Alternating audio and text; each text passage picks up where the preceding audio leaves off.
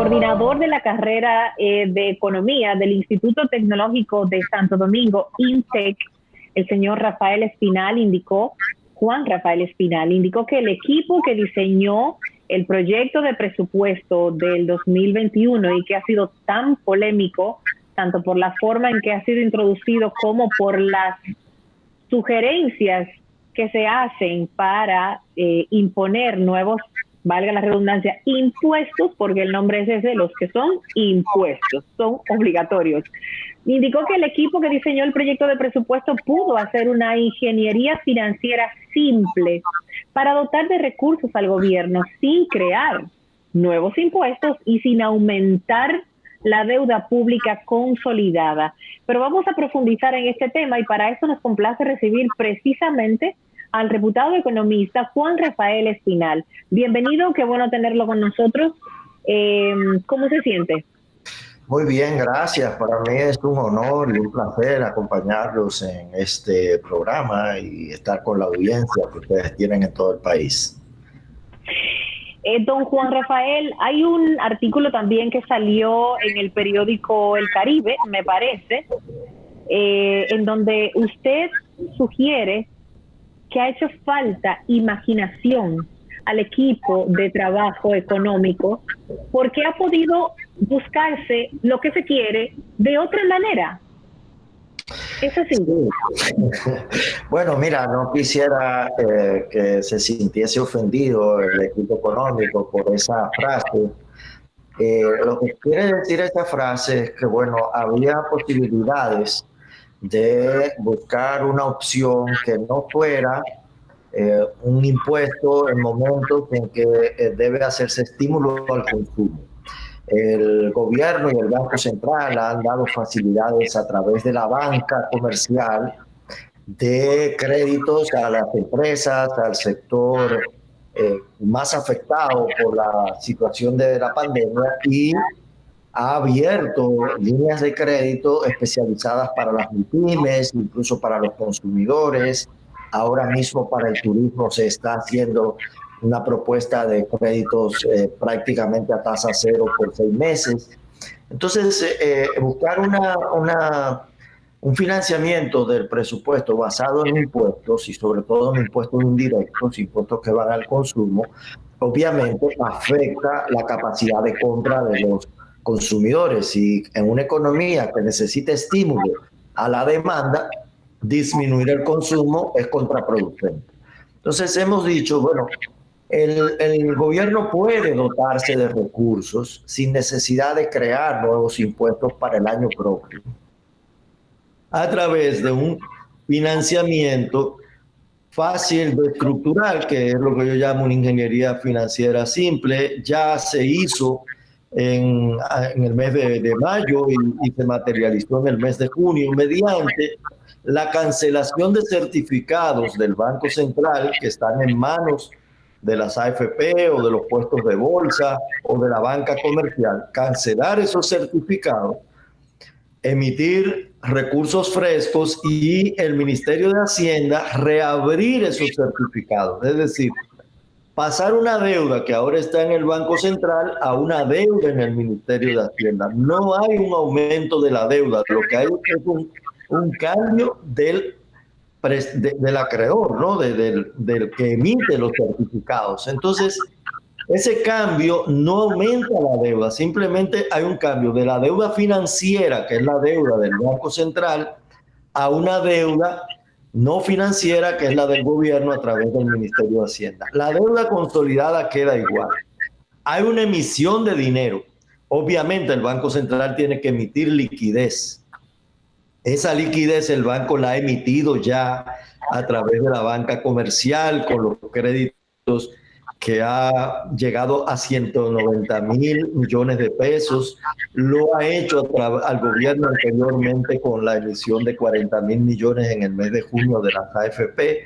De modo que para el año que viene, no es ni siquiera de inmediato, sino para el año que viene, el Banco Central puede cancelar certificados y pasar esos recursos al gobierno y el gobierno abrir el certificado. Se cambia liquidez por certificados.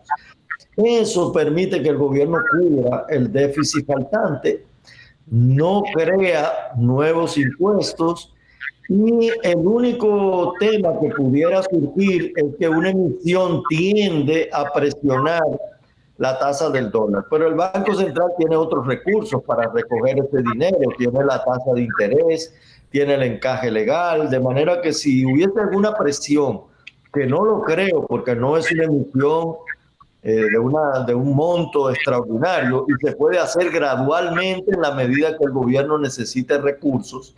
Eso facilita al gobierno cumplir los planes del presupuesto y buscar una solución que no afecte ni a consumidores ni a empleados, que verían grabado el salario 13, que no cree controversias, que no cree situaciones que pudieran ser interpretadas incluso internacionalmente, como es el impuesto a las compras en dólares. De modo que es una salida que yo diría que es una salida ya hecha anteriormente, que es fácil de armar y que el Banco Central y el Ministerio de Hacienda pueden organizar la manera de establecer ese plan de financiamiento al gobierno. Se ha dicho, bueno, y lo sabemos todos, que la pandemia ha golpeado económicamente al mundo, no solamente a nuestro país. Eso nos coloca en una posición quizás un poco más difícil que en ocasiones anteriores, donde pudiéramos decir, bueno, si solamente nosotros estamos en un momento difícil, pues buscar ayuda afuera es la opción más fácil, pero ahora no es así. Se ha hablado, don Juan Rafael, de que el país está quebrado. ¿Es esta aseveración correcta? No, mira, no es una aseveración correcta, creo que es extremista. El país está en la misma situación en que está el resto del mundo, pero incluso en una situación más cómoda dentro de la gravedad, digamos. El mundo entero está convulsionado, pero mira, Europa, de acuerdo al Fondo Monetario Internacional, va a decrecer alrededor de un 10.5%. Los Estados Unidos alrededor de un 9%.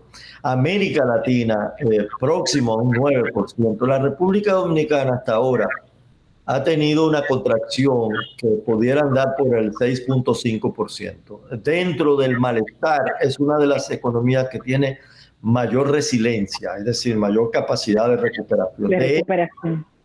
De hecho, mira, los primeros 2 meses, digamos, los últimos 2 meses, agosto y septiembre, la caída de la economía ha ido recuperándose, es decir, nosotros caímos 24%, 29% en abril.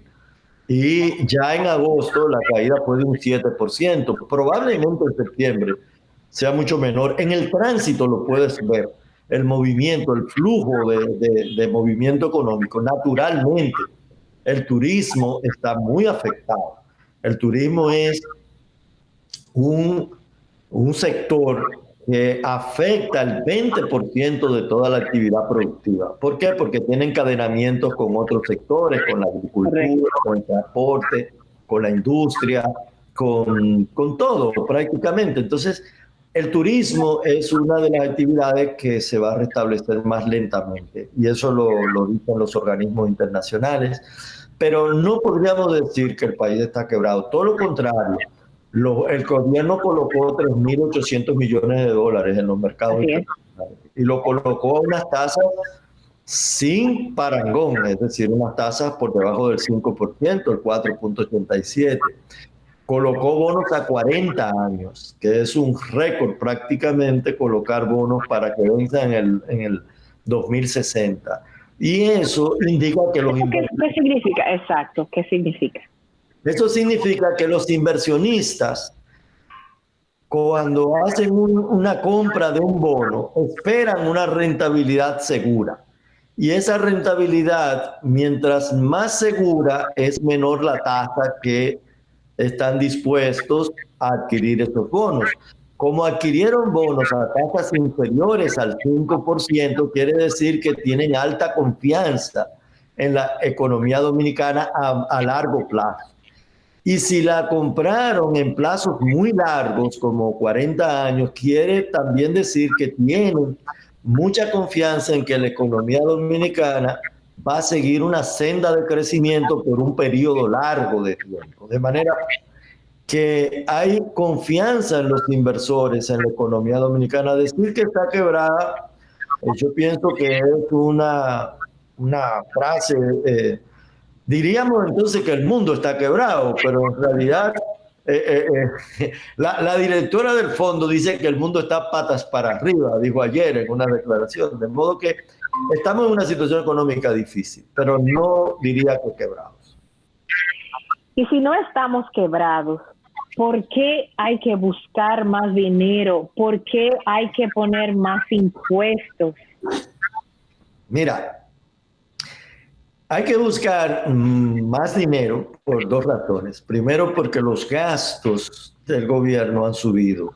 Han subido por los programas sociales, de transferencia, los programas sociales y el apoyo, lo que llaman los organismos internacionales una línea de vida para aquellas personas que han perdido su empleo, aquellas pequeñas industrias, pequeños comercios que no están vendiendo en las condiciones normales y que tienen una situación difícil, aquellas empresas, incluso a través de financiamientos del Banco Central, que tienen que pagar nómina y sus ventas se han caído, aunque no sean pequeñas, son medianas y hasta grandes empresas. Y eso aumenta los gastos del gobierno. Por otro lado, los gastos de salud aumentan.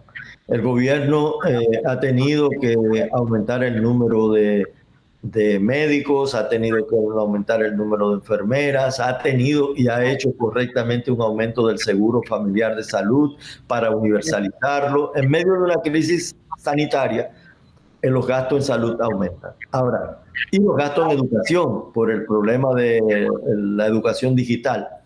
Y al mismo tiempo que han aumentado los gastos, disminuyen las recaudación, los ingresos, porque el gobierno cobra menos, porque las ventas han caído, los viajes han caído, el flujo económico está con una caída del 6.5%. Obviamente el consumo ha disminuido. El consumo ha disminuido. Y eso es lo que usted señala, que no se debe penalizar porque tendría un efecto aún más adverso. Es correcto, es correcto. Si tú pones impuestos al consumo, entonces vas a desestimular lo que tú quieres que aumente. Entonces, por eso digo que tal vez la frase fue un poco fuerte al decir poca imaginación. Es relacionar los impuestos con el consumo y relacionar el efecto contrario al que tú necesitas, que es estímulo al consumo.